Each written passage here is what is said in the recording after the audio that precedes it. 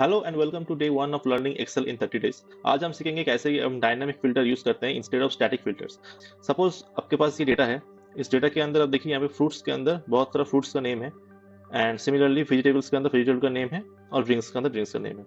मान लीजिए आपके पास और एक सीट है जहाँ पे आपका आइटम का डिस्क्रिप्शन मांगते हैं, मतलब यहाँ पे एक आइटम है और मुझे यहाँ पे एक फिल्टर लगाना है और यहाँ पे लिखना है कि फ्रूट्स कौन सा होगा, वेजिटेबल्स कौन सा होगा एंड ड्रिंक्स कौन सा होगा। There will be a filter over here और डिटेल्स में आपको उसका रेंज देना है, मतलब फ्रूट्स का जितना भी आइटम नेम होगा, वेजिटेबल्स का जितना भी होगा एंड ड्रिंक्स का जितना भी होगा, सब इधर डिटेल्स में भरेगा।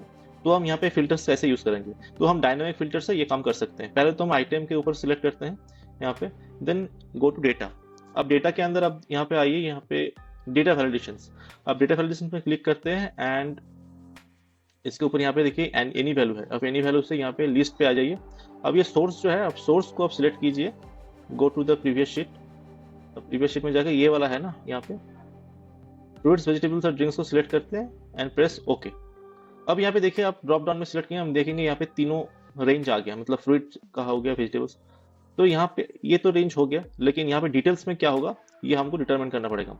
तो हम वो कैसे करेंगे, तो अब प्रीवियस शीट में जाके पूरा का डेटा सिलेक्ट कर लेते हैं and then will go to formulas. अब फार्मूला में जाके क्रिएट फ्रॉम सिलेक्शंस में क्लिक करते हैं। अब क्रिएट फ्रॉम सिलेक्शंस में देखिए यहाँ पे दो ऑप्शन टिक मार्क हो गए, top row and left column.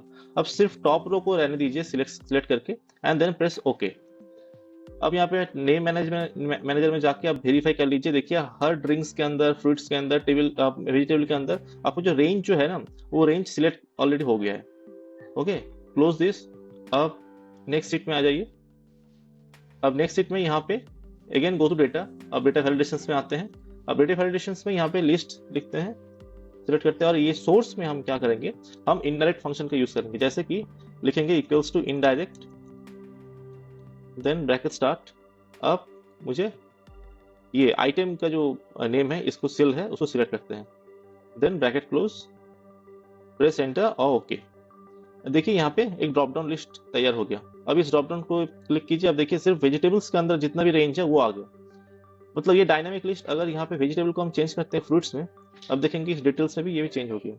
Thank you for watching. If you like this video, don't forget to like, share and subscribe.